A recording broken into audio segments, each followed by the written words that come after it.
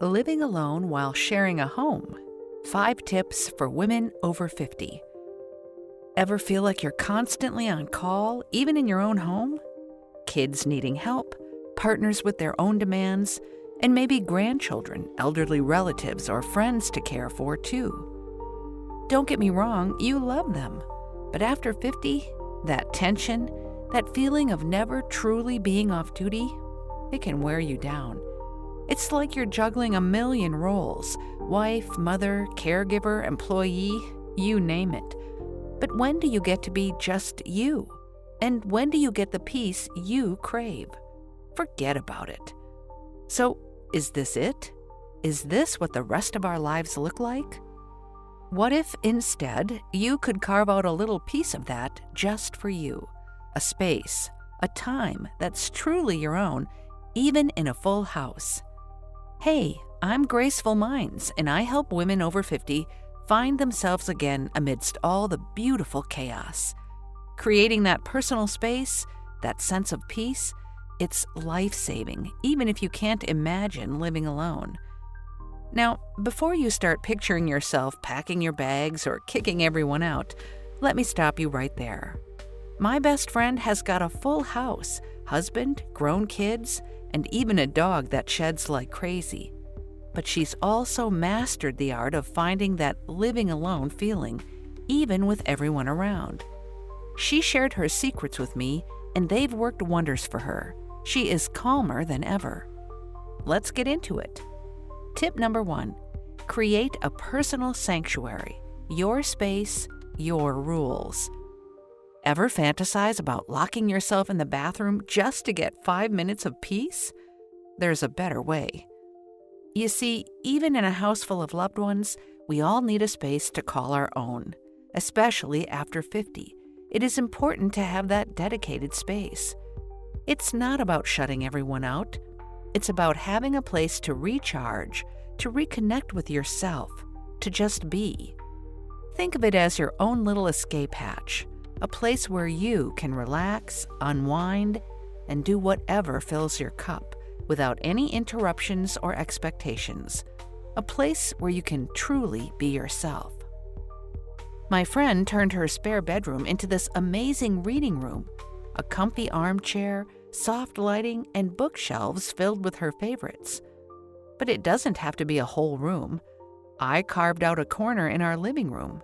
I found a beautiful screen to create a little privacy. Added a comfy chair, a small table, and a lamp. It might look small, but for me, it's my heaven, my go-to spot for journaling, meditating, or just chilling out with a cup of tea. It's my personal retreat, and it makes all the difference. So, how do you create your own sanctuary? First, find your spot. Like I said, it could be a spare room, a corner of your bedroom, even a well-organized closet. Get creative. Second, make it yours. Think about what relaxes you. Soft blankets, calming colors, inspiring pictures, maybe some plants or candles. And third, set some ground rules. My friend has a little sign she puts up when she's in her reading room. Quiet zone, mom's recharging.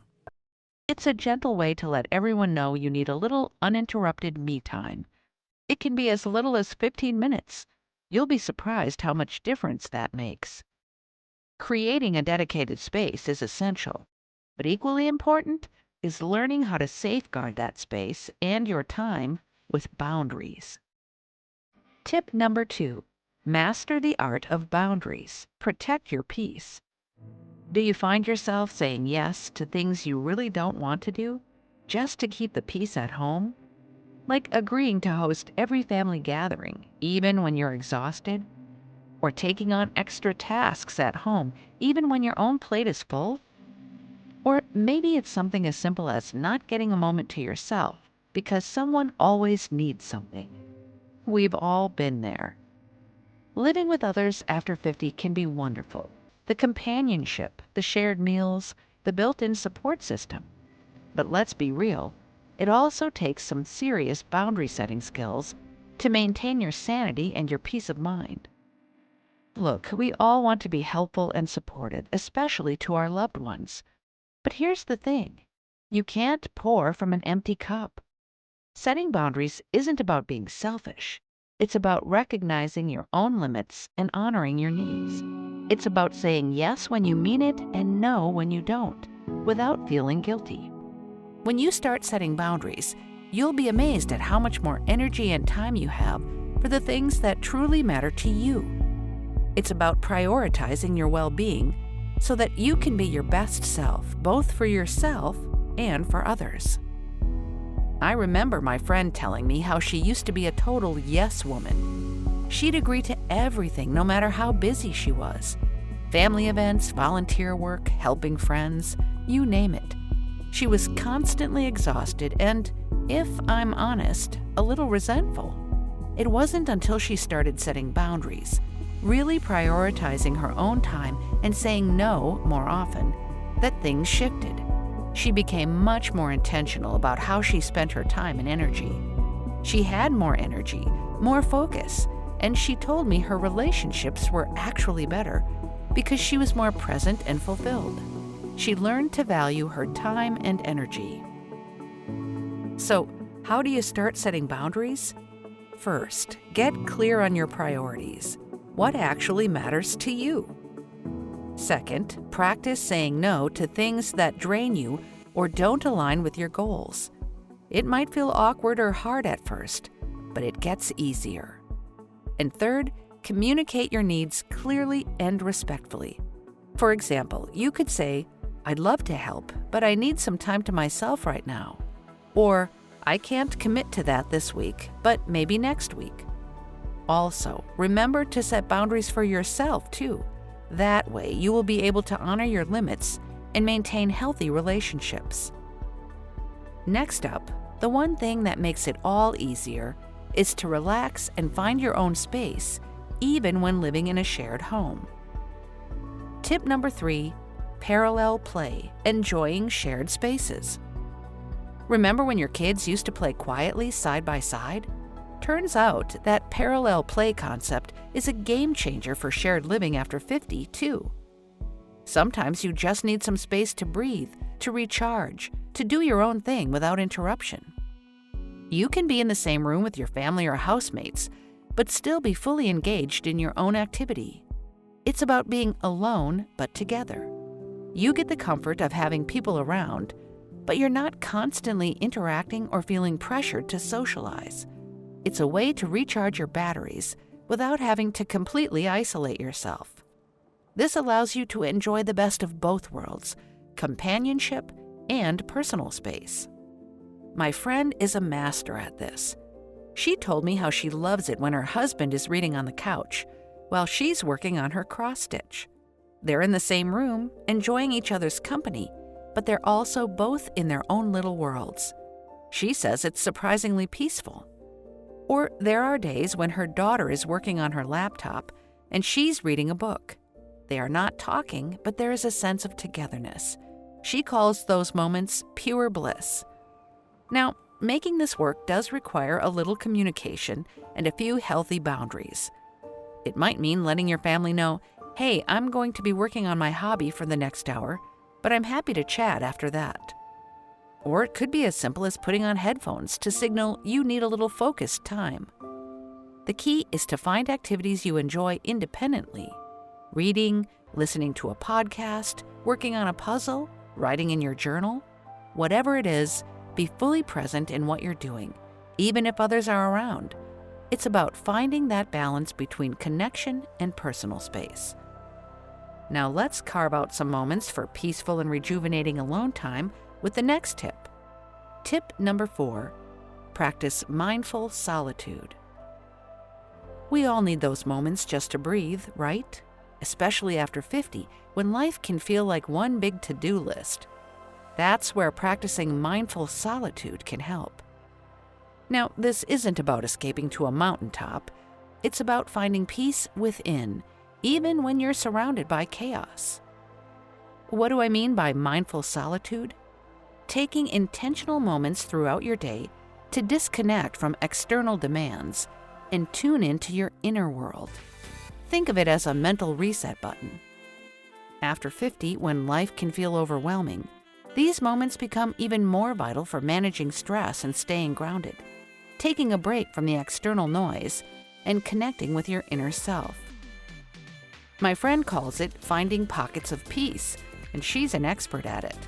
She says it's crucial to take these intentional moments throughout your day to disconnect from the external demands and just tune into your inner world. She lives in a busy household, but she's taught herself to do this even amidst the hustle and bustle. She told me, "It's not about having hours of free time. It's about taking those little moments, even just 5 minutes, to check in with myself, to breathe, to just be." She learned to incorporate this practice in her daily life, and it has helped her immensely to navigate through chaos. And she's right. She uses her commute, even a short one, to listen to calming music or a guided meditation. She's also a big fan of the 5-minute pause. Feeling overwhelmed? Step away, close your eyes, and just focus on your breath. She says it works wonders. Even waiting in line at the grocery store can be a chance to practice mindfulness, simply observing your thoughts and sensations without judgment. I've started doing this too, and it's amazing how much calmer and more centered I feel. It's like mini vacations for your mind. You can incorporate this too. So don't forget to add those moments of peace to your day, no matter how busy you are. It's a powerful practice. We have explored various mindfulness techniques. Now for the final tip, I want to share something that has made a profound difference in my friend's life after 50. The impact of self-guided rituals. Tip number 5, cultivate independent routines, solo rituals. Okay, so we're all busy. Life after 50 doesn't exactly come with a pause button, does it? But that's why these solo rituals are crucial. And I get it. When you're living with others, finding that alone time can feel impossible. But trust me, even small pockets of solitude can make a huge difference. Because this isn't just about me time.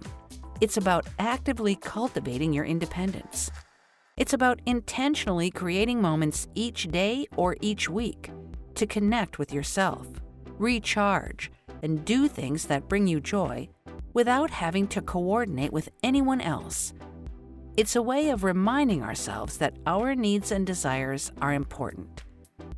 My friend, for example, lives with her husband, grown kids, and a dog that needs constant attention. But she's also fiercely independent. First, she wakes up 30 minutes before everyone else, just a half hour, to enjoy a quiet cup of coffee and meditate. She says it sets the tone for her entire day. Then, every Sunday, she has a non-negotiable hour for a long bath and a good book. The family knows that's mom's time. And it's not just about relaxation. She told me that these little rituals have made her more patient, more focused, and just happier overall. She's carved out time for herself, even in a full house, and that's the key. So, how can you create your own solo rituals? First off, start small. Even 15 minutes a day can work wonders. Second, find something that truly nourishes you. Reading, journaling, listening to music, taking a walk. Third, and this is important, schedule it in. Treat it like an important appointment with yourself, because it is. Protect that time. You deserve it.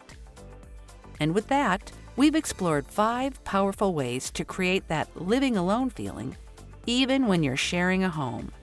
Now, I know what you might be thinking. This all sounds great, but it's not always easy. And you're right, creating boundaries with loved ones, carving out personal space, prioritizing your own needs, it can feel a little awkward, even a little selfish at first, especially after 50, when we're so used to putting others first. But here's the thing, taking care of yourself isn't selfish, it's essential. Think of it like this.